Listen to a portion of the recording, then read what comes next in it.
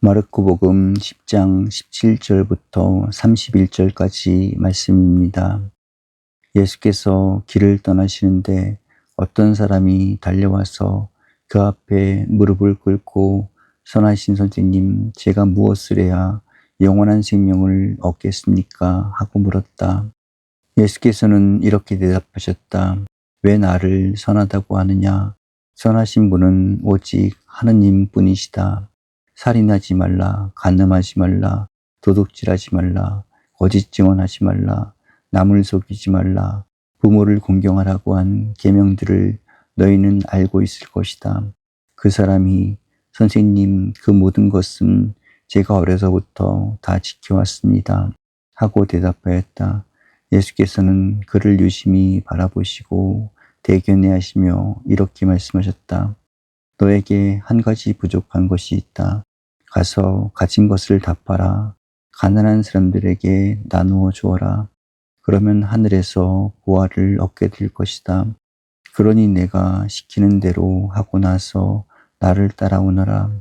그러나 그 사람은 재산이 많았기 때문에 이 말씀을 듣고 울상이 되어 근심하며 떠나갔다. 예수께서는 제자들을 둘러보시며 재물을 많이 가진 사람이 하느님 나라에 들어가는 것은 얼마나 어려운 일인지 모른다 고 말씀하셨다.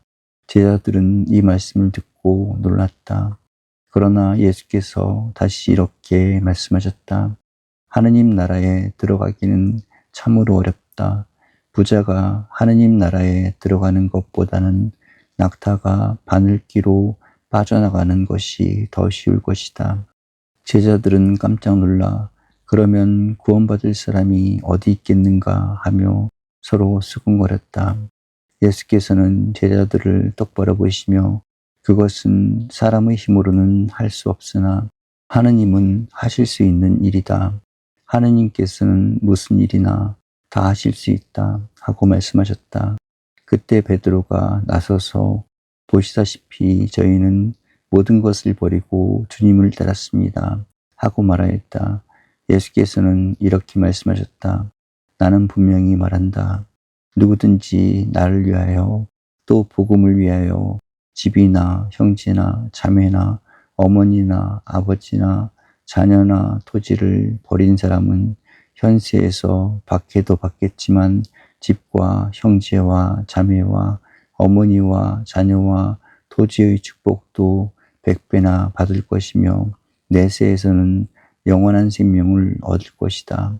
그런데 첫째가 꼴찌가 되고 꼴찌가 첫째가 되는 사람이 많을 것이다.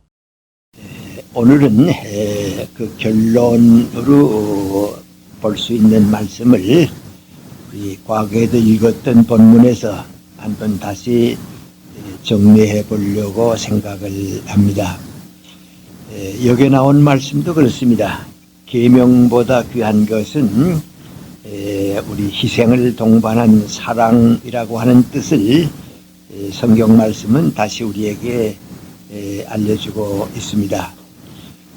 지난 시간까지 우리는 종교적인 것보다는 인간적인 것, 그리고 인간적인 높이에서 선택했을 때 하나님의 은총이 우리가 원하는 종교적인 모든 것을 채워주신다고 하는 그런 말씀을 드려왔습니다.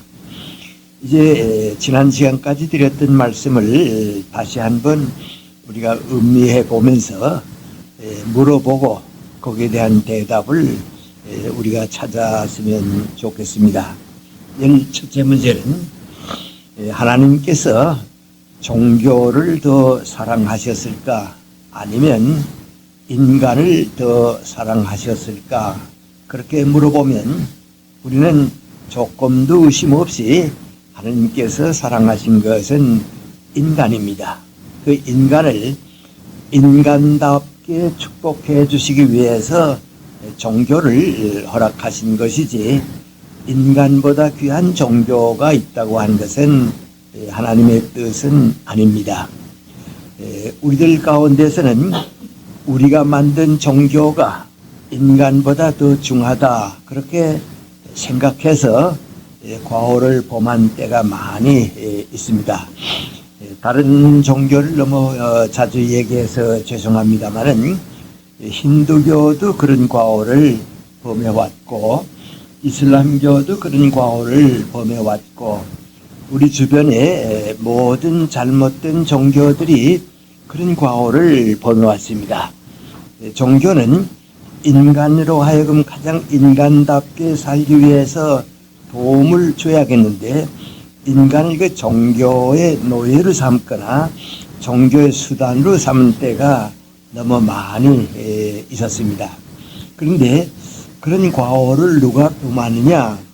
우리 기독교식으로 말하면 평신도가 범하는 것은 아니고 오히려 개신교에서는 목사님들이 또 우리 천주교에서는 신부님들이 그런 과오를 범할 가능성을 더 많이 가지고 있습니다. 왜냐하면 종교가 목적이 되게 되면 그 사람들은 종교 왕국을 원합니다. 힌두교도들도 그 지도자들도 힌두교 왕국을 원하고 있습니다. 또 우리가 보는 이슬람교도 지금 이슬람 왕국을 만들고 있습니다. 거기에는 정치 위에 종교가 있기 때문에 중세기의 우리 기독교, 가톨릭과 같이 종교 왕국을 원하고 있습니다. 또 우리 기독교도 중세기에는 종교 왕국을 만들어 가지고 살았습니다. 이제 그렇게 종교 왕국이 목적이 되고 나야 신부님들이 혹은 무슨 주교나 교황이 자기 위치를 차지할 수 있게 되고 또 목사님들은 권위를 가질 수 있게 됩니다. 그것은 종교가 신도들보다도 더 높은 위치에 서려고 하는 잘못된 뜻을 가지기 때문에 그런 과오를 범하게 되는 것입니다. 이런 말씀을 우리가 좀 더 쉽게 나누기 위해서 드리는 말씀드립니다만은 우리 중세기에 법왕이 차지하는 위치가 얼마나 컸는가, 그것은 세상에서 가장 높은 종교의 위치에까지 갔습니다. 그러나 하나님께서는 그것을 용납하시지를 않아서 그 종교적인 주변에 있는 모든 것을 근대 역사가 시작되면서 전부 쓸어버리고 말았습니다. 또 이렇게 종교 왕국을 원하게 되니까 우리 종교 왕국을 만들기 위해서 종교 간의 분쟁, 어떤 때는 종교 전쟁, 어떤 때는 그것을 뒷받침하는 테러, 또 어떤 때는 우리 샘물교회와 같은 교인을 존중히 여기지 않고 무슨 교리적인 목적을 위하는 잘못된 문제들, 이런 문제들이 많이 생겼기 때문에 그렇습니다. 그래서 우리가 원하는 것은 인간이 만든 종교가 아닙니다. 우리가 원하는 것은 하나님의 은총에 의해서 모든 인간이 완성되고 구원을 받는 길로 가는 것이 우리들의 뜻입니다. 전에 우리가 이 종교를 얘기할 때 신본주의와 인본주의를 얘기한 때가 있습니다. 아직도 그 문제가 우리 주변에서 상당히 큰 그 비중을 차지하고 있습니다. 전에 제가 그런 말씀을 드렸습니다. 우리 LA에 계신 교포들이 도산 안창호 선생을 가지한 그 흥사단이 중심이 돼서 우리 이민 100주년 기념 모임이 LA에서 있었습니다. 그때 우리 서울에서 간 몇 교수들이 그 세미나에 참석을 하게 됐는데 이만열 교수님이 도산 안창호 선생의 신학 문제를 취급하게 됐습니다. 그리고 마지막 그 세미나에 그 이제 마지막 결론을 내리게 됐는데 그 모였던 한 분이 제가 생각하기에는 목사님이 아니신가 그런 생각을 합니다. 그 목사님이 이만열 교수에게 질문을 했습니다. 단도직입적으로 한 가지만 묻겠습니다 하고 대답이 도산 안창호 선생이 가진 신앙이 신본주의입니까? 인본주의입니까? 그걸 물었습니다. 만약에 인본주의라고 하게 되면 그건 구원을 받지 못하는 신앙이라고 하는 뜻이고, 신본주의라고 하면 우리가 받아들일 수 있는 뜻입니다. 그렇게 얘기를 하고서 아주 단도직입적으로 그걸 물었습니다. 그래서 이만열 교수가 좀 대답하기가 어색해져서 조금 이렇게 뭐라고 얘기할까 하는 좀 고민을 가진 길이 있었습니다. 저도 그 옆에 있었으니까 뭔가 좀 해결하는데 도움을 줄 수 있을까. 또 아직도 그 보수적인 목사님들이 많이 그런 생각을 가지고 계십니다. 그래서 제가 여러분한테 자주 드렸던 얘기 하나를 소개한 길이 있습니다. 제가 학교에 있을 때 내 방에 두 청년이 찾아왔습니다. 우리 철학과의 두 청년인데, 한 청년이 나보고 선생님, 인생의 목적이 무엇입니까? 그렇게 물었습니다. 내가 그 옆에 있는 그 학생 보고서, 그 학생은 영락교회 다니는 학생입니다. 내 친구가 나보고 인생의 목적이 무엇인가 하고 묻는데, 너는 그에 대해서 어떻게 생각하냐? 그랬습니다. 그랬더니 그 학생은 아주 전혀 아주 거침없이 저는 하나님께 영광 돌리는 것이 인생의 목적이라고 생각합니다. 그래 대답을 했습니다. 그랬더니 먼저 학생이 그 얘기를 듣고 하는 말이, 교회 가려고 하다가도 저런 소리 들으면 못 간다고 말이요.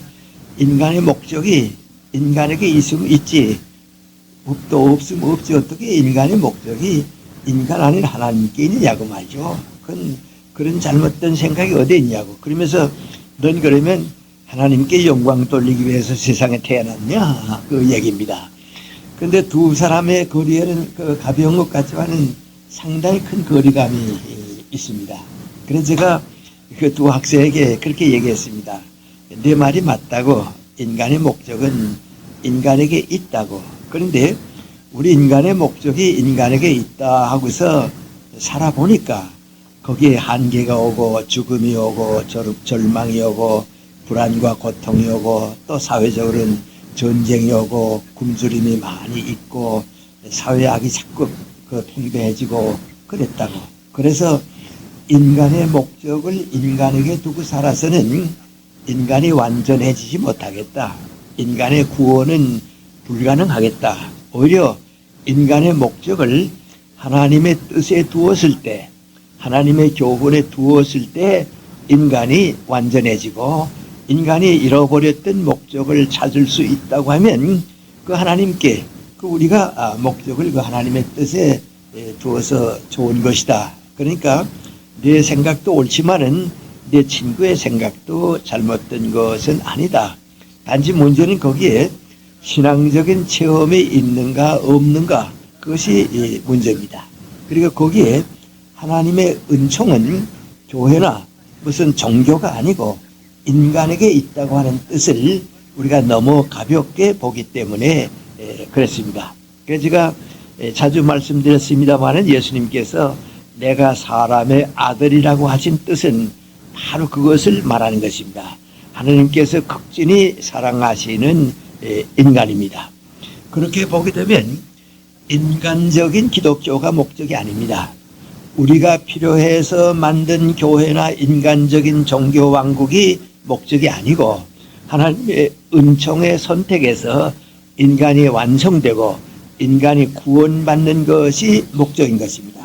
그래서 우리 기독교 안에서 모든 종교가 가지고 있는 종교적인 생각들, 그 종교 왕국을 만들면 된다고 하는 생각들은 우리 기독교의 생각은 아닙니다. 하나님의 은총에 의해서 인간이 긍정받고 완성할 수 있다고 하는 것이 종교의 목적이어야 하고 우리 기독교가 원하는 뜻입니다. 그래서 종교보다 인간을 더 사랑할 수 있는 것이 하나님의 뜻이고 우리가 그 신앙에 가는 것입니다. 그 다음에 두 번째 우리가 물어본 문제가 있습니다. 그것은 하나님께서는, 이건 우리 기독교 안에 들어왔습니다.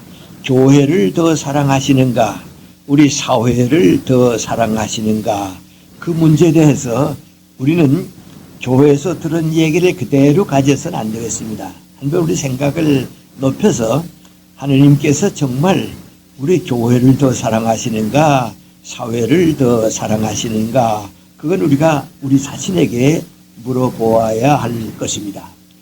예를 들어 말하면 이제 그런 생각을 합니다. 나는 내 아들, 딸들을 키우고 있습니다. 그러니까 내 아들, 딸들을 사랑하는 것은 당연합니다. 그런데 내 아들, 딸은 두세 명에 지나지 않습니다. 많은 젊은이들은 수천 명, 수만 명이 있습니다. 그러면 누구를 하나님께서는 더 사랑하겠는가? 아버지는 아버지이기 때문에 내 아들, 딸들을 먼저 사랑합니다. 그러나 내 아들, 딸보다 그 수많은 젊은이들을 사랑할 줄 모른다고 하게 되면 그것은 신앙인의 자세는 아닙니다. 이제 우리가 부족하지만은 하나님께서 정말 우리 교회를 더 사랑하시겠는가, 사회를 더 사랑하시겠는가, 그렇게 생각해 보면 교회를 통해서 사회를 더 사랑하십니다. 우리 교회 숫자는 많지 않습니다. 교인들은 이미 교회 안에 들어왔습니다. 그러나 교회 밖에 있는 다른 종교를 가진 사람들은 얼마나 많은지 모릅니다. 하나님께서 그 사람들을 멀리 하시리라고 생각하면 안 됩니다. 전 그런 생각을 해봅니다. 구약 사람들은 성전을 사랑했습니다. 그래서 여러분이 구약 읽어보게 되면 성전을 얼마나 사랑하고 지켰는지 모릅니다. 성전이 유대교의 중심이고 목적인 듯이 나타나고 있습니다. 다윗 왕의 시를 봐도 그렇고 그렇습니다. 그래서 구약 사람들은 성전을 믿어왔다고 봐서 좋을지 모릅니다. 그런데 신약을 와서 가만 보게 되면 신약이 시작돼서 오늘은 교회가 중심이 됐습니다. 구약은 성전이고 오늘은 교회가 중심이 됐습니다. 그러나 이 교회가 중심으로 생각하는 것은 예수님의 뜻은 아니었습니다. 예수님은 교회를 통해서 하나님의 나라가 이루어지는 것을 원하셨습니다. 그러니까 예수님께서 원하신 것은 하나님 나라지 교회는 아닙니다.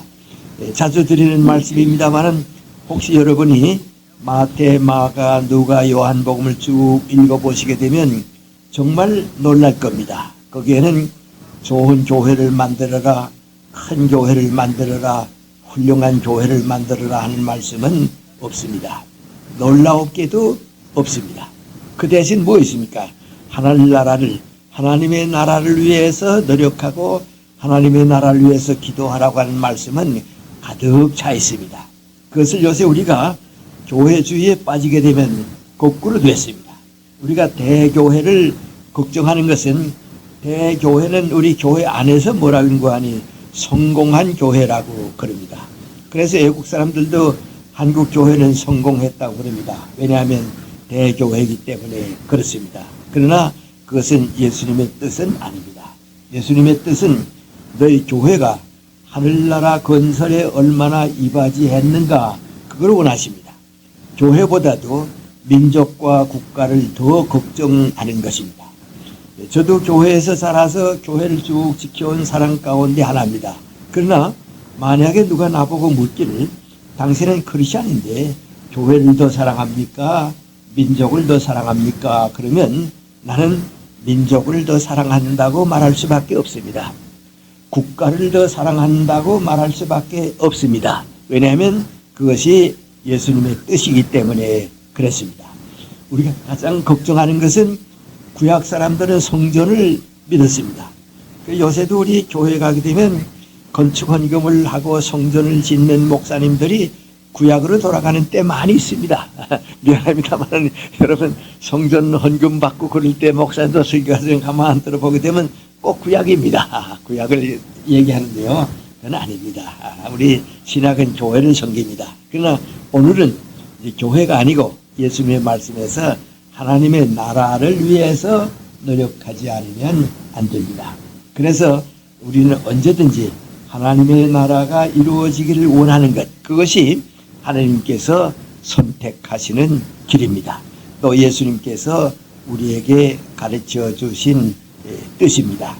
그래서 저는 그저 쉽게 말합니다마는 성전은 뭐냐? 그릇을 싸기 위한 보재기입니다. 없어도 괜찮습니다. 또 어떤 때는 얼마든지 바꿀 수도 있습니다. 그러면 그 보재기에 쌓여진 그릇이 뭐냐? 그게 교회입니다. 그러나 교회가 목적은 아닙니다. 빈 그릇은 필요가 없습니다. 오히려 악을 담은 교회가 그릇이 있다고 하게 되면 그건 버리지 않으면 안 됩니다. 하느님의 나라의 가능성이 담겨진 것이 교회입니다. 그래서 하느님께서 교회를 더 사랑하시는가, 사회를 더 사랑하시는가? 하느님께서는 교회가 사회를 통해서 하늘나라가 이루어지기를 사랑하는 것입니다. 그것이 은총의 신앙이고 은총은 사랑의 선택을 말하는 것입니다. 그래서 저는 과거에 나 자신이 그렇게 생각을 안 했습니다만은 근대 역사가 이제 시작되고 르네상스가 오고 종교개혁이 올 때 많은 사람들은 중세기가 버림을 받았다고 그랬습니다. 그래서 중세기는 암흑시대라고 얘기가 나왔습니다. 그 중세기를 암흑시대라고 제일 처음 얘기한 사람이 가장 경건한 신앙을 가졌던 페트랄카가 한 말입니다. 이 페트랄카는 누구보다도 열심히 믿는 천주교 신도였습니다. 그런데 여행을 쭉 하면서 그리스 로마 시대를 다 다녀보고 중세기를 보고 나니까 중세기는 그 종교적인 베일에 쌓여서 인간이 버림받은 시대입니다. 그런데 그리스와 로마를 가보게 되면 잘못은 됐지만 거기에는 생생한 인간이 살아있었습니다. 그래서 인간이 죽은 중세기는 암흑시대고 인간이 살아있는 고대를 오히려 흠모했던 것입니다. 그래서 고대로 돌아가자고 얘기한 그 호소한 사람이 페트랄카인데 페트랄카는 아주 독실한 캐톨릭 신자였다고 하는 것을 기억해야 하겠습니다. 그리고 여러분 잘 아시는 대로 불란서 혁명에 가담해서 혁명을 일으킬 수밖에 없게 한 것이 천주교였습니다. 러시아 혁명을 일으킬 수밖에 없게 사회학을 만든 것이 힐랍 종교였습니다. 그렇게 본다고 하면 우리는 하나님께서 교회를 더 사랑하시지 않았습니다.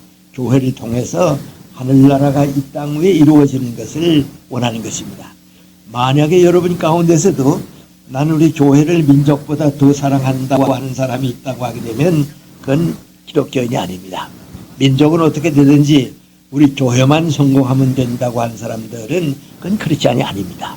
그런데 우리 대교회를 이끌어가는 분들은 교회만 성공하면 된다고 생각하는데 그것은 대단히 그리스도 앞에서 우리가 스스로 비판해 봐야 할 문제입니다. 우리 교회를 사랑하는 것은 민족과 국가를 위해서 교회를 사랑하는 것입니다. 그 다음에 세 번째 중요한 것은 권위가 중요한가 질서가 중요한가 하는 것이 우리 크리스찬들이 다시 한번 하나님 앞에서 물어보아야 할 문제인 것입니다. 아마 이 문제는 제가 교회 안에서 자꾸 얘기하는 것보다도 밖에서 얘기하는 것이 더 좋을지 모릅니다. 우리 사회운동을 일으키는 사람들, 솔직히 말하면 이렇게 좀 좌파 성격을 가진 진보적인 사람들이 우리 대한민국의 제일 잘못된 시대를 어느 시대라고 하는 거 아니 권위주의 시대라고 그럽니다. 그 사람들은 정치적으로 자꾸 그러지 않아요. 그 권위주의 시대를 끝내야 한다고 그럽니다. 민노당도 그러고 민노총 사람들도 그러고 또 뭐 이렇게 전교조 사람들도 그러고 우리는 권위주의와 싸워왔다고 그런 얘기를 많이 합니다. 근데 우리 대한민국의 뭐 100년 가까운 긴 역사 가운데서 가만 보면 가장 이 권위주의의 병에 걸렸던 시대가 언젠가 전두환 대통령 때입니다. 그때는 권위 박힌 사람들이 없습니다. 그러니까 민중들이 일어나서 반대하고 그랬습니다. 그럼 그 전두환 대통령 때 어떻게 살아왔는가, 권위주의가 어떻게 나타났는가, 우리 생활 주변에서 보면 잘 압니다. 제가 몇 가지 얘기를 했습니다만은 부부가 다 경희대학을 졸업을 했습니다. 그리고 이제 사회 활동을 하려고 이제 뭐 노력을 하고 있고 그런데 한 번이 내가 차를 타고서 한강대교죠. 지금 제 한강교라고 그러니까 그쪽을 이게 향해 가는데 전두환 대통령의 행차를 하게 됐습니다. 그러니까 이제 경찰들이 나와서 길을 전부 막고 차를 못 가지게 막고 이 부부도 차를 타고 가다가 어떤 관이 기차 대로 변으로 밀렸습니다. 그러니까 다 밀려서 전두환 대통령이 지나가니까 이제 나오게 되는데 이 남편이 운전을 하면서 전두환 대통령 지나가는 걸 보았으니까 이젠 됐겠다 하고서 차를 몰고 나왔습니다. 나오니까 경찰관이 오더니 야단쳤습니다. 누가 나가라고 그랬냐고 말이죠. 그 대통령 지나가지 않았냐고 그러니까 지나간 건 지나갔지만은 허락 없이 나왔다고 야단쳤습니다. 그고만 싸움이 벌어졌습니다. 그때 이 사람이 자기도 모르게 불쑥 한 말이 뭔고 하니 난 이런 대한민국에 안 산다고 했습니다. 난 이런 나라에 안 산다고 말이죠. 그래서 어떻게 했습니까? 그 부부가 미국 이민 갔습니다. 지금도 전 60대가 됐습니다만은 이민 가서 삽니다. 그거 이제 전두환 대통령 때입니다. 한 사람을 위해서 많은 사람의 질서가 유지되지 못하는 때입니다. 전두환 대통령이 대통령이고 얼마 안 됐을 때 일어났던 전 하도 글쎄 나는 이게 이제 우리가 역사를 보도가 되면 그런 거에 참 중요한 문제인데요. 우리가 너무 가벼이 생각하는 것 같습니다. 전두환 대통령이 대통령 되고 얼마 안 됐을 때 말이죠. 방송국을 전부 정리를 했습니다. 그래서 이제 없이 할 건 다 없이 하고 신문도 다 그때 없이 하지 않았어요. 다 없이 하고 이제 방송을 이제 하는데 방송국에다 무슨 지시를 했는가 하니 그건 전두환 대통령이 직접 했는지는 모르겠습니다만은 그 비서실에서 했죠. 했는가 하니 모든 방송은 뉴스 시간에 청와대 소식부터 먼저 전하라고 말이죠. 이제 그거 끝난 다음에 다른 거 전하지 청와대 소식보다 먼저 하지 말라고 지시를 내렸습니다. 그러니까 다들 그때 기억나시죠? 저도 9시 뉴스 늦게 되면 처음에 한 5분, 10분 안 봅니다. 그 다음에 이제 그거 끝난 다음에 이제 보고 청와대 얘기가 먼저 나오니까 그랬습니다. 그때 9월 초하루 날입니다. 9월 초하루 날 우리 대한항공 여객기가 알래스카에서 떠나서 밤중에 서울로 오고 있었습니다. 그런데 소련입니다. 공산주의 소련 때 그 미사일 습격을 받았습니다. 죄송합니다만 참 그 보면 이 공산주의자들 어리석습니다. 철이 없습니다. 너무 철이 없으니까 얘기가 안 됩니다. 그 사람들 그 여객기 쏘고서 264명을 죽인 다음에 뭐라고 하는지 아십니까? 대한항공 여객기 안에 무슨 그 탐지기가 있어서 지나가는 곳에 이제 지상 그 탐지할 거 있어서 쏜 거라고 그랬습니다. 세상에 여객기를 미사일로 쏴서 떨군다고 하는 건 이건 공산주의자들만 할 수 있는 일이지 그렇지 않고는 있을 수가 없습니다. 얼마 전에 김대중 대통령 때 통일부 장관을 했던 분이 얘기하는데 잠깐 참가했던 길이 있습니다.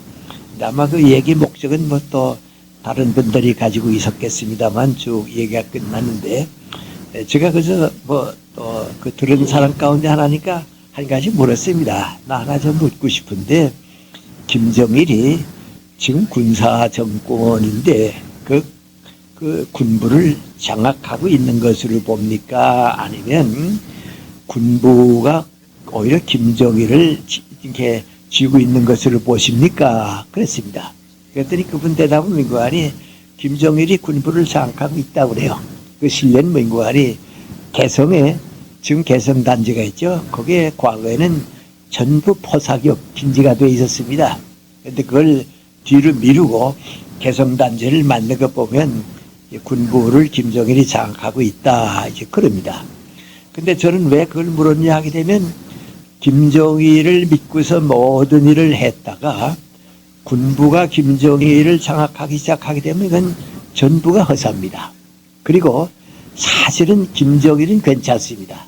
군부가 장악하게 되면 전쟁의 가능성은 없지 않습니다. 저는 일본에서 봤기 때문에 하는데요.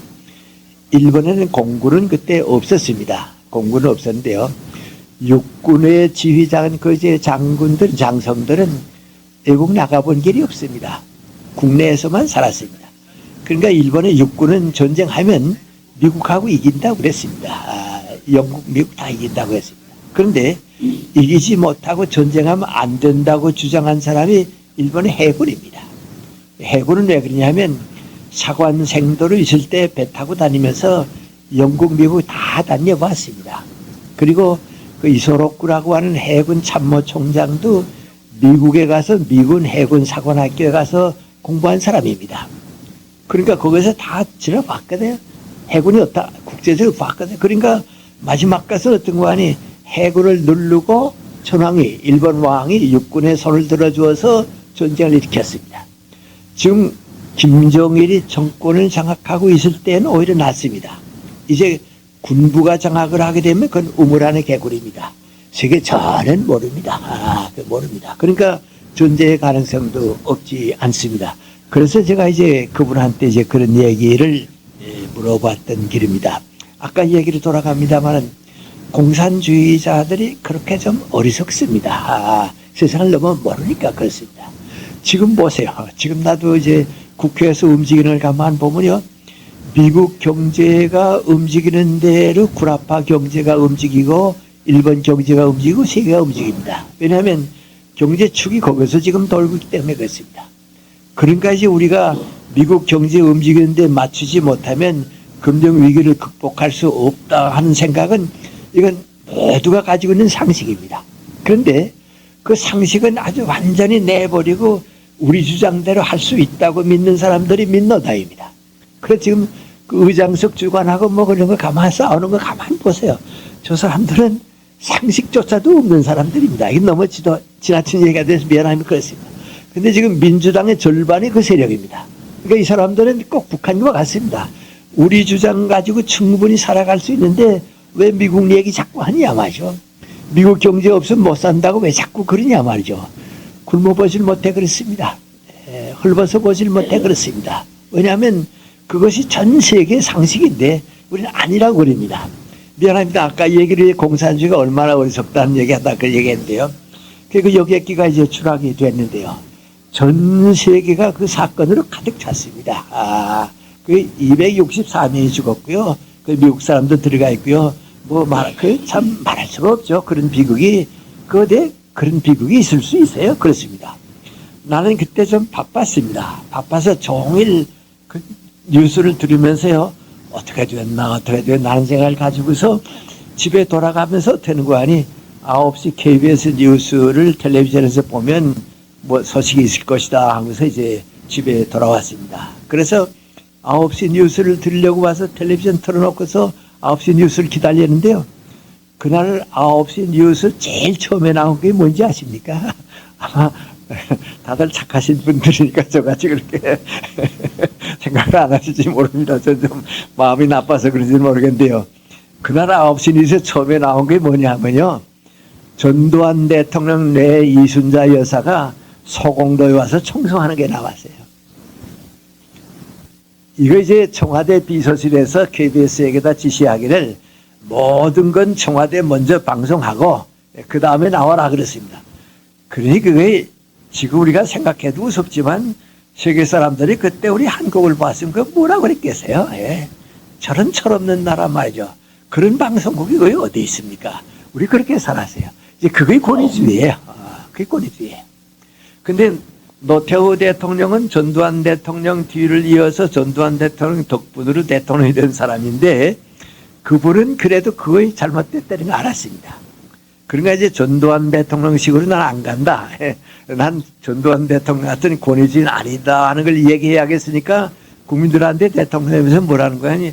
보통 사람들이 잘 사는 사회 만들겠다 그랬습니다. 그런 민관이 군인들이 가지고 있는 그 권위주의는 난 아니다. 이제 그걸 간접적으로 표시한 겁니다.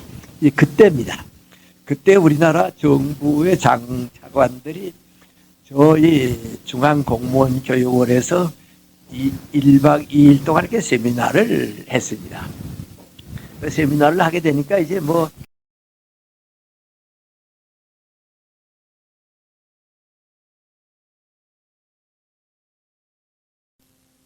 늘 보고 이제 그런 얘기를 장차관이 아마 함께 있었던지 모르겠어요. 그런 얘기를 했습니다.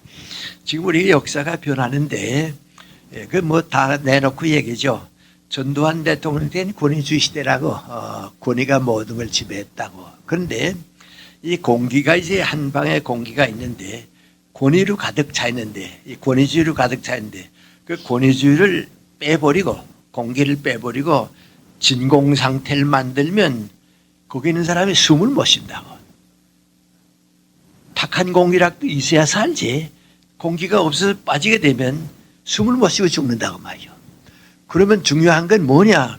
탁한 공기를 빼내는 것과 동시에 맑은 공기를 넣어야 한다고 말이죠. 그러니까 우리 전두환 대통령이 권위주의의 탁한 공기를 우리 사회에다 가득 넣어놓고서 끝났는데 이제 여러분이 그 뒤를 이었을 때 맑은 공기를 넣어주지 못하면서 탁한 공기 빼놓으면 진공 상태가 되면 국민들은 더 고생이라고 말이죠. 그럼 그 대신 권위주의 대신 드릴 게 뭐냐고 말이죠. 그게 질서라고 말이죠. 그러니까 권위주의를 없이 하는 곳에는 질서라고 하는 맑은 공기가 들어와야 살게 돼 있다고 말이죠. 그래서 권위를 질서로 바꿔야 한다고 하는 말씀을 이제 얘기를 나눈 길이 있습니다. 바로 우리 기독교가 이 권위를 가지고 종교가 형성되기 때문에 권위는 많이 주장합니다. 그러나 질서가 얼마나 소중하다고 하는 것은 우리가 바라보고 있지 않습니다. 그래서 제가 오늘 묻고 싶은 건 민구하니 하나님께서 우리 교회가 차지하고 있는 권위를 더 사랑하셨겠는가? 모든 사회 사람들이 행복하게 사는 질서를 더 사랑하셨겠는가?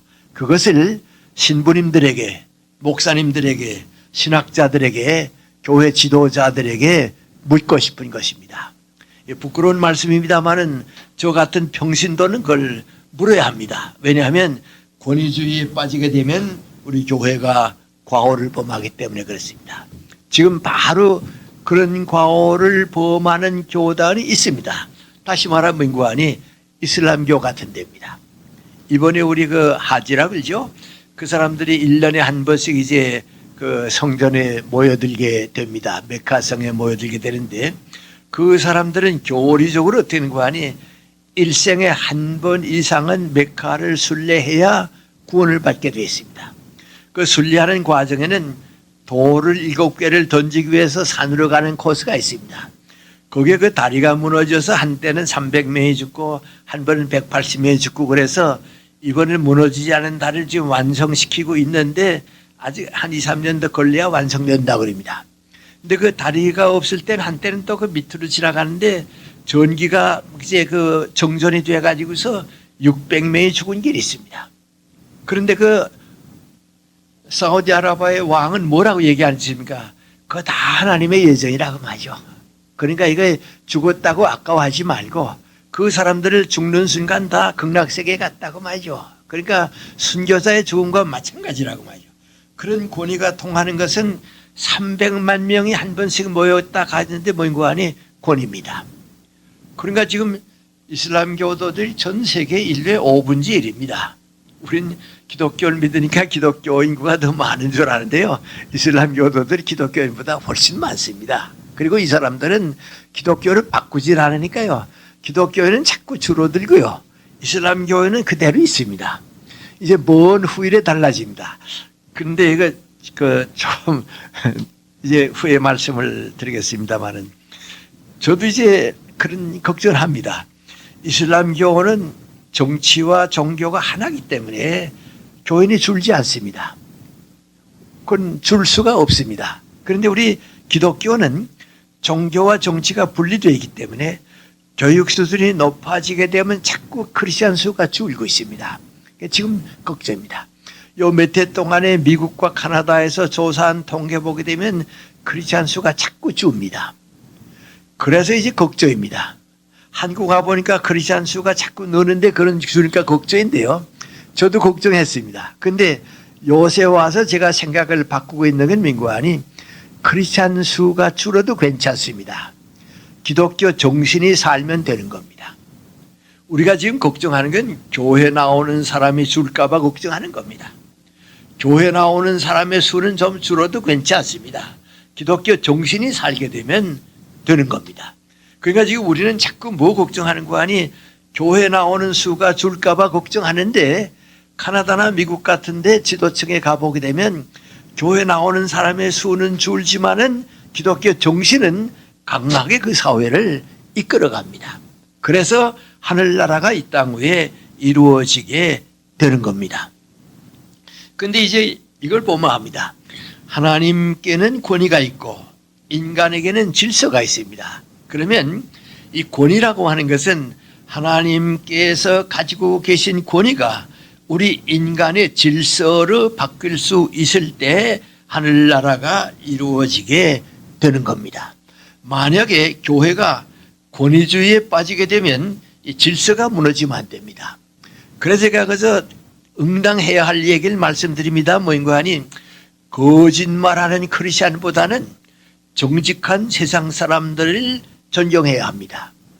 그런데 사실은 거짓말하는 크리스찬은 있을 수가 없습니다. 그럼 누구는 있을 수 있나? 교회에 다니는 거짓말쟁이는 있습니다. 그러나 크리스찬은 거짓말할 수는 없습니다. 지금 우리 사회가 제일 큰 병 가운데 하나가 뭔가 하니 정직과 진실을 잃어버린 사회가 됐습니다. 그 정직과 진실을 잃어버리게 만든 사람들은 누군가 하면 여러 사람들이 있고 우리도 그 가운데 끼어 있습니다마는 미안합니다. 공산주의자들은 진실을 거짓으로 바꾸는 것이 그 사람들의 철학입니다. 그 사람들의 정치입니다. 그 가운데 하나가 나타난 게 뭔가 하니 지난번 미국 쇠고기 파동 때의 촛불 집회가 바로 그겁니다. 그 사람들은 우리 목적을 위해서 진실을 사랑하지 않습니다. 마키아벨리 철학하고 공산주의하고가 제일 크게 위험한 게 있는데 그게 뭡니까? 우리의 정치 목적에 도달하기 위해서는 어떤 수단 방법을 써도 괜찮다. 그건 선이다. 그겁니다. 그 제일 처음 나타났던 사건이 해방되고 얼마 있다가 대구에서 공산당들이 어떤 거 아니 위조 집회를 만들었습니다. 그건 전 세계가 나쁘다고 봅니다. 그런데 그 사람들은 민구하니 우리가 원하는 목적을 위해서 위조 집회를 만들고 국가 경제 질서를 무너뜨리는 건 당연히 해야 한다고 보고 있습니다. 얼마 전에 일본 기자들이 어떻게 숨어 다니는데 그 내용을 읽어보면 재미있대요. 북한에 이제 외국 기자들이 가잖아요. 가게 되면 사진을 마음대로 못 찍습니다. 못 찍는데 50불도 주고 100불도 주게 되면 말이죠. 그 감시원들이 쓱 피해준대 찍으라고 말이죠. 그래서 찍고 온다고 그래요. 우리 한국에서 갔던 분도 그 얘기 하대요. 당신 그 어떻게 그 사진 찍어서 그랬더니 50불만 주면 쓱 피해준다고 그때 찍어 온 거라고 말이죠. 그럽니다. 근데 일본 기자들이 가서 이제 북한의 그 이제 감시원들한테 돈을 주고서 찍어 왔는데 이번에 뭐 찍어 왔는 거 하니 군인들이 경비하고 그 감추고 있는 그 아편 그걸 찍었습니다. 근데 그걸 가만 그 보게 되면 인구하니 북한에 지금 산간에 군인들이 경비해서 못 들어가게 한 곳에 지금 전부 아편 갖고 있습니다. 그건 뭐냐 말이죠. 국가가 그 일을 했다고 하는 겁니다. 국가가 그 일을 했다고 하는 게 민구하니 사회주의 국가를 건설하기 위해서는 얼마든지 할 수 있다고 생각합니다. 그래서 공산주의가 이 세상에 남아있는 동안에는 거기에는 거짓과 수단 방법은 언제든지 남게 되어 있습니다. 그래서 우리가 권위가 아니고 질서입니다. 권위는 하나님께 있고 인간에게는 질서입니다. 그래서 우리가 이 질서를 사랑할 줄 모르는 사람들은 안 됩니다. 그런데 이 사람들이 가지는 그 질서라고 하는 것은 인간의 공통된 것입니다. 어떤 정치적인 목적을 위해 있는 것은 아닙니다. 그 다음에 네 번째 우리가 지금까지 한 얘기를 다시 한번 물어봅니다마는 하느님께서 교리를 더 사랑하셨는가 진리를 더 사랑하셨는가 그걸 우리가 물어야 합니다. 모든 교회는 하느님께서 교리를 더 사랑하시는 것으로 착각을 했습니다. 그 생각을 제일 많이 가진 사람들이 누구 아니 천주교 교인들입니다. 우리 개신교가 자꾸 천주교하고 싸울 때 교리 싸움 하잖아요. 마리아 앞에 어떻게 기도하느냐 말이죠. 베드로를 이름으로 기도하는 길이 어디 있냐고 자꾸 그런데요. 그 사람들은 그렇게 돼 있습니다. 그래서 제가 말씀드리고 싶은 건 그래도 기독교는 다릅니다. 뭐냐 하면 교리는 천주교와 개신교가 다르고 히랍 정교가 다르고 같은 개신교 안에서도 장로교가 다르고 감리교가 다 다릅니다. 그러니까 교리를 따라가게 되면 복잡합니다. 여러 가지가 있습니다. 그러나 기독교 정신이 무엇인가 하고 물어볼 때는 그건 진리에 가깝기 때문에 공통점이 있습니다. 교리는 다 달라도 기독교 정신은 공통점이 있습니다. 그런데 예수님의 가르침으로 가게 되면 하나입니다. 그러니까 예수님의 가르쳐 주심은 하나인데 그것이 진리가 될 때에는 공통성을 가지다가 교리가 될 때에는 다 흩어집니다. 그래서 우리가 어려움을 겪게 됩니다. 우리 전 포방이죠. 그러니까 지금 한 4, 50년 전 포방이죠. 바울 6세 때부터 이제 캐톨릭이 변하기 시작하는데 그때부터 어떻게 되는 거 아니 히랍 정교와 우리 로마 캐톨릭이 몇백 년, 몇백 년 동안 이렇게 나누어졌는데 하나로 합해야 된다 말이죠. 그래서 그때 비로소 어떻게 되는 거 아니 히랍 정교와 캐톨릭이 손을 잡았습니다. 그리고 기독교 역사상 가장 위대한 사건 가운데 하나라고 얘기했습니다. 근데 그때 저는 대학생이었습니다. 저는 뭐 철없는 대학생이지만 그때 저는 그걸 보고서 기독교가 이만큼 뒤떨어졌구나 말이죠. 한 하나님, 한 예수 그리스도를 믿으면서 교리 때문에 갈라놓고 몇백 년, 천년 동안 싸우고 있다가 이제 손잡은 걸 가지고서 큰일 했다고 하게 되면 이게 얼마나 유치합니까? 얼마나 뒤떨어졌습니까? 형제가 싸마다가 몇 해 동안 싸우다가 이제 우리 형제니까 아버지 어머니의 뜻을 따라서 싸우지 말고 손잡자고 손잡으면 그 잘한 일 같습니까? 못한 일 같습니까? 사실은 잘 못한 일입니다. 세상도 그런 일을 하지 않습니다. 그래서 우리 한 그리스도 밑에서 진리는 공통성을 가지고 교리는 다른 뜻을 가지게 되면 안 됩니다. 그러니까 우리 요새 개신교가 잘못되는 거 보세요. 전부 교리 만듭니다. 박대선 장로도 교리 만들었죠. 예. 그 다음에 통일교도 교리 만들었죠. 또 휴거운동, 재림운동 하는 사람도 교리 만들었죠. 안식교도 교리 만들었죠. 교리만 만들면 교단이 하나씩 생깁니다. 그것은 주님의 뜻은 아닙니다. 하나님의 뜻은 아닙니다. 그런데 왜 그런 것을 만드는가? 교회를 지도하는 사람들, 이끌어가는 사람들이 그 교리 위에 서야 하니까 그렇습니다. 그래서 예수님께서 좋아하시는 것은 아닙니다. 그 다음에 다섯 번째 하나님께서 우리에게 만약에 가르쳐 주신다고 하게 되면 뭡니까? 하나님께서 우리 교회가 가지고 있는 교권을 더 사랑하시겠습니까? 인권을 더 사랑하시겠습니까? 아마 대부분의 우리 천주교의 신부님들이나 주교님들이나 이런 분들 생각할 때는 교권이라고 볼지 모릅니다. 그러나 하나님께서는 교권보다는 인권을 더 사랑합니다.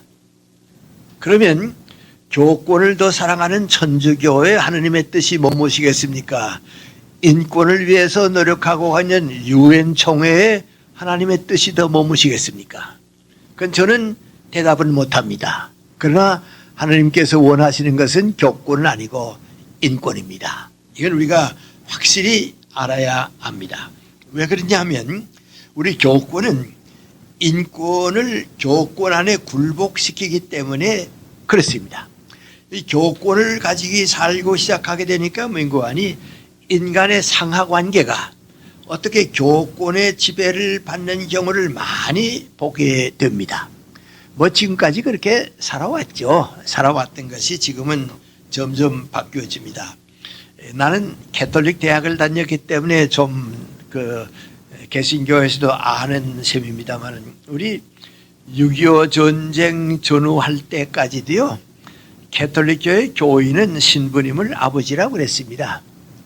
그게 젊은 신부들이 나이 많은 교인들에게 경호를 쓰지 않은 때가 있습니다. 왜냐하면 그건 아들이니까요. 신부는 아버지거든요. 그러니까 예수님 대신 베드로고 베드로 대신 또 쭉 내려오는 게 신부거든요. 그러다가 이제는 거의 바뀌어졌습니다. 그 다시 말하면 인권이 교권에서 인권으로 넘어간 겁니다. 이번에 미국의 흑인 대통령이 당선됐다 하는 문제를 가지고 전 세계가 큰 관심거리를 만들고 있습니다.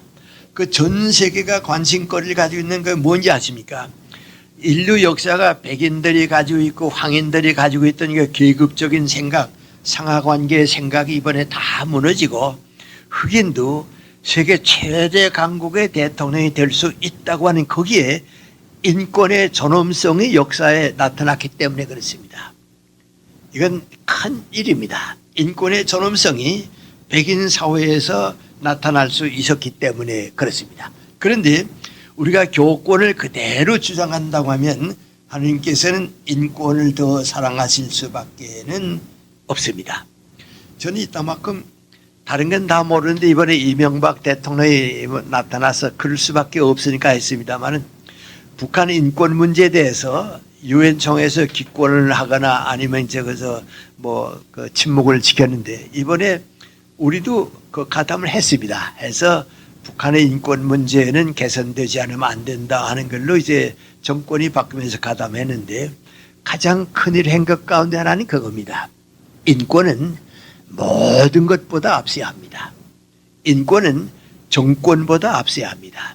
인권은 교권보다도 앞서야 합니다. 하나님께서 사랑하시는 아드님을 보내서 인간답게 살기 위해서 주신 것이 인권입니다. 그래서 인권은 교권보다 앞서지 않으면 안 됩니다. 그리고 인간의 권리를 위해서 노력하는 것이 교회보다도 사회가 더 컸을 때는 우리는 사회를 지지할 수 있어야 합니다.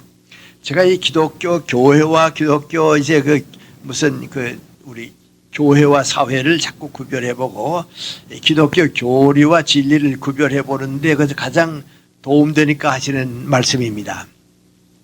우리 민족 역사에서 가장 큰 역사 가운데 하나는 2차 대전이 끝난 다음에 해방됐다고 하는 겁니다. 여러분 상상해 보세요. 2차 대전에서 우리가 일본이 전쟁에 패하고 해방이 되지 못하고 일본 말을 쓰고 일본 정신을 가지고 일본 천황을 모시고 지금도 살아야 한다 했으면 그건 정말 지옥입니다. 그건 정말 지옥입니다. 일본은 2차 대전에 패했기 때문에 정말 좋은 나라가 됐습니다. 정말 좋은 나라가 됐습니다. 전 그래서 그 야나하라 크리스찬 교수가 동경대 교수가 했던 기도를 지금도 기억하는데요. 하느님 지금의 일본을 망하게 해 주십시오. 그리고 새로운 일본을 건설해 주십시오. 그랬는데 그 기도했는데요. 2차 대전 때 일본이 망함으로써 일본은 정말 좋은 나라가 됐습니다. 이제는 인권이 사는 나라가 됐습니다. 세계에서 이전 일본만큼 인권이 살아있는 나라는 많지 않습니다. 그만큼 됐습니다. 그런데 우리는 그때 해방이 됐습니다. 그러면 그 해방을 유도한 사람들이 누군가? 자꾸 우리는 교회다, 하나님의 뜻이다. 그런데 하나님의 뜻은 틀림없습니다. 그러나 교회보다도 기독교 정신을 가진 지도자가 있었기 때문에 해방된 겁니다. 우리 다 잘 아시는 일입니다마는 루즈벨트 대통령이 2차 대전에 가담하게 될 때 처칠 수상이 부탁을 했습니다. 이제는 독일 히틀러에게 모든 걸 다 빼앗길 수 없으니까 미국이 참전해달라고 그랬습니다.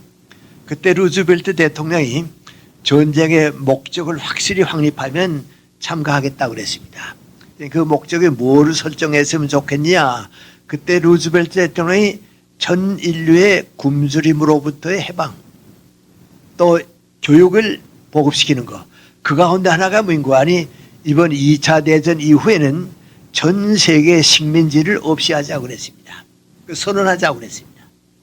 그런데 처칠은 영국이 많은 식민지를 가지고 있기 때문에 그 선언하기를 꺼렸습니다. 그 시간의 여유를 달라고 그랬습니다.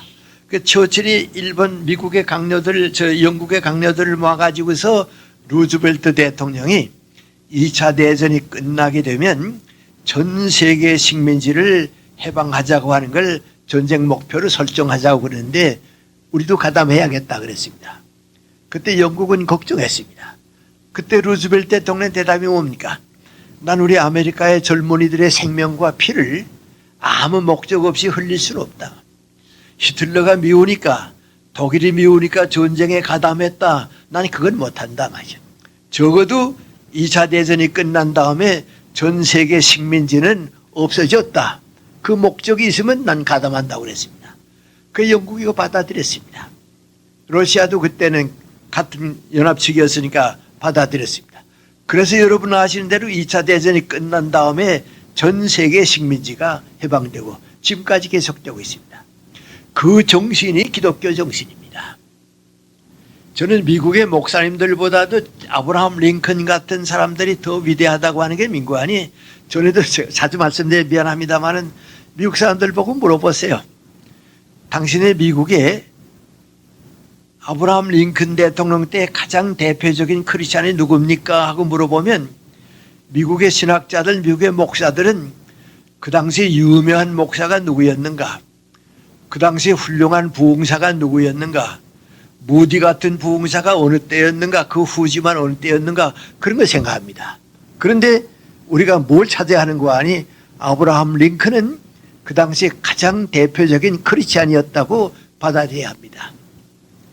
그래서 우리가 교회보다도 기독교 정신입니다. 기독교 정신보다도 중요한 게 예수님의 뜻입니다.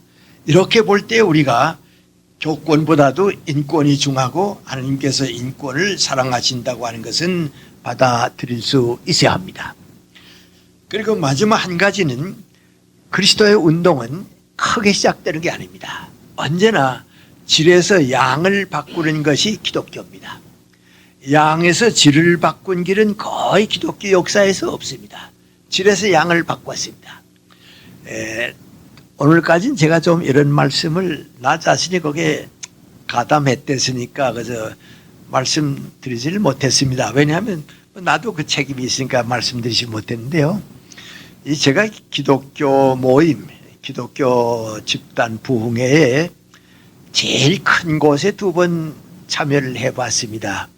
2번 참여했는데 제일 의미 없이 끝난 것이 바로 그거라고 하는 거 알았습니다. 하나는 스위스 로잔에서 빌리그레함 세계 집회가 있었습니다. 3,000명이 모였습니다. 한국 대표들이 가는데 어떻게 이제 교수 대표를 나도 가자고 그래서 이제 좀 도움도 받았던 것 같고 그렇습니다. 그래서 교수 대표로 가서 4박 5일인가 5박 6일인가를 거기서 이제 그 로잔 집회에 참가했습니다. 근데 그건 빌리그람 목사가 지도했고요. 그때 가서 들으니까 그 스위스 로잔에 빌리그람 목사의 친척도 비슷하니까 있고요. 돈을 많이 도와줬습니다. 그 집회에 가서 거기 했는데요. 전 세계에서 모였습니다. 저도 거기에 가서 내내 참가하고 그랬습니다. 그런데 돌아온 다음에 내가 무엇을 얻었는가 하고 보니까 하나도 얻은 게 없습니다. 단지 문제는 이렇게 큰 운동이 빌리그람 목사가 일으켰다 하는 것 뿐이지 나는 얻은 게 없습니다. 같이 갔던 분들하고 돌아오면서 비행기 안에서 이 얘기를 해봤습니다. 별로 얻은 거 없습니다. 하나 지금 생각나는 게 있는데요. 그때 갔던 목사님들이 시계를 세금 없이 사오려고 잔뜩 사가지고선요. 세관에 들어오다가 2개 걸리면 세금을 내야 하거든요. 그러니까 나같이 뭐 교수로 갔던 사람 거저 차고 갔던 시계 그거 가져오니까 세금 낼 게 없거든요. 그냥 목사님들이 와서 시계 하나 좀 가지고 가달라고 말이죠. 좀 차고 가달라고 그 기억했던 건 지금도 기억이 남습니다. 같이 갔던 교수 한 분이 나보고 그래요. 김생 목사님들의 시계에 가서 뭐 장로님들한테 선물해야겠다고 했는데 하나 맡아달라고 안 그래요. 그래서 난 거절했다고 그랬습니다. 난 거절 못해서 하나 가지고 가 그래요. 그것밖에 없습니다. 지금 생각해 보면 후회스럽습니다. 그 다음에 거의 끝난 다음에 우리나라에 대단히 죄송합니다. 그래도 그래서 솔직히 말씀드려야겠습니다. CCC에서 우리 김준걸 목사님이 하시는 그 기독교 학생운동에서 여의도에 큰 집회를 했습니다. 그때 아마 한 80만 명이 모였다고도 그리고 뭐 50만 명이 모였다고 하는데 전국에서 모여들었습니다. 아주 모여들었습니다. 거기에 내가 대학생 성경반을 가르치는 걸 맡았습니다. 가서 이제 가르쳤습니다. 그때 비가 많이 와서 고생돼서 가르쳤는데요. 내가 성경 가르쳤는데 아무 의미도 없었던 곳은 그때입니다. 그 젊은이들이 성경 배우러 온 게 아닙니다. 서울 구경하러 온 겁니다. 먹을 거 다 대준다 그러니까 이런 게 안 모자고 온 겁니다. 그때 그 2번 제가 참 가보고서 공허하다고 하는 걸 느꼈습니다. 앞으로 그런 일이 있어서는 안 되겠습니다. 수는 적어도 진리와 말씀으로 다시 출발하지 않으면 안 되겠습니다. 오늘 제가 드리고 싶은 말씀은 이런 것을 볼 때 하나님께서 질적인 진리를 사랑하셨겠는가, 양적인 운동을 사랑하고 계셨겠는가 한번 물어보시기 바랍니다. 그래서 신앙은 은총의 선택입니다. 은총의 선택입니다. 종교보다는 인간을 사랑한 선택입니다. 교회보다는 사회를 위한 선택입니다. 권위보다는 질서를 위한 선택입니다. 교리보다는 진리를 위한 선택입니다. 교권보다는 인권을 위한 선택입니다. 양보다는 질을 선택한 것이 은총의 뜻입니다. 그렇게 됩니다. 그리고 이제 오늘까지 저도 쭉 살아오고 여러분도 신앙생활을 해왔는데 요새 와서 저는 기도 드릴 때 항상 그런 기도가 마음에 떠오릅니다. 하느님, 주님께서 왜 저 같은 사람을 선택하셨습니까? 자꾸 그 기도를 거듭합니다. 어려운 일을 겪고 난 다음에, 고통스러운 일을 겪고 난 다음에 목사가 됐으면 하는 뜻을 가지고 있는데 목사가 되지 못한 일을 겪으면서도, 또 교수로 있으면서 신앙 집회를 많이 하는 것도, 지난번에도 50일 동안 미국에 가서 결국은 교회 봉사를 하다 왔는데 하나님께서 왜 저 같은 사람을 선택하셨습니까? 그렇게 물을 수 있었다고 하는 것이 하나님께서 저를 사랑해 주셨다고 하는 증거입니다. 아마 베드로도 그랬을 것 같습니다. 바울도 그랬을 것 같습니다. 정말 하나님의 사랑을 깨달은 사람은 항상 기도드릴 때, 아우구스티누스도 그랬습니다마는, 하나님 왜 저 같은 사람을 선택하셔서 오늘을 있게 하셨습니까? 저는 그것이 신앙 고백이라고 생각합니다. 여러분께서도 다시 한번 기도드릴 때 물어보시기 바랍니다. 하나님, 왜 저 같은 사람을 선택하셨습니까? 그래서 이 일을 맡기시고, 그래서 이 뜻을 주시고, 그래서 교회를 봉사하게 해주시고, 그래서 가정을 이끌게 해주시고, 왜 저 같은 사람을 선택해 주셨습니까? 가장 부끄럽고 가장 모자르고 세상에서 볼품없고 칭찬받을 것도 없고 내놓으면 부끄러움밖에 없는 저 같은 사람을 왜 선택해 주셨습니까? 그렇게 고백할 수 있는 그것이 바로 신앙의 길이라고 생각합니다. 신앙이라고 생각합니다. 그런 뜻에서 우리가 성탄을 맞이하고 그리스도를 한번 다시 마음에 맞이할 준비를 갖추었으면 좋겠다 하는 뜻을 함께 가져보고 싶습니다. 기도드리겠습니다. 지금까지는 저희들이 나 자신의 뜻이 있고 원하는 바가 있고 또 내 목적이 있어서 인생을 살아오는 것으로 생각했습니다. 그러나 그 모든 것이 헛것이었고 필요 없는 때가 있었고 많은 세상 사람들이 고백했던 그대로 인간은 빈손으로 왔다가 빈손으로 가는 것이라고 하는 뜻이 우리 마음을 지배해 왔습니다. 그런데 이제 생각해 보면 주님께서 우리와 함께 계셨기에, 하나님께서 우리에게 뜻을 주셨기에 그 가운데서도 은총의 선택을 하게 해주시고 우리와 더불어 계셨음을 깨닫게 해주시고, 지금도 우리들이 이 세상에서 가장 부끄러운 저희들입니다마는 하느님, 왜 저 같은 부끄러운 사람을 선택해 주었습니까? 하는 고백을 하고 기도를 드리고 묻지 않을 수가 없습니다. 이 물음에 가르침을 주시고 대답해 주시는 하느님, 앞으로 우리에게 남은 인생을 더 귀하고 더 값있고 하느님 기뻐하시는 방향으로 교회를 섬기고 이웃을 사랑하고 하늘나라를 위해서 작은 정성과 기도를 바칠 수 있도록 도와 주시옵소서. 예수님의 이름 받들어 기도 올리옵나이다. 아멘.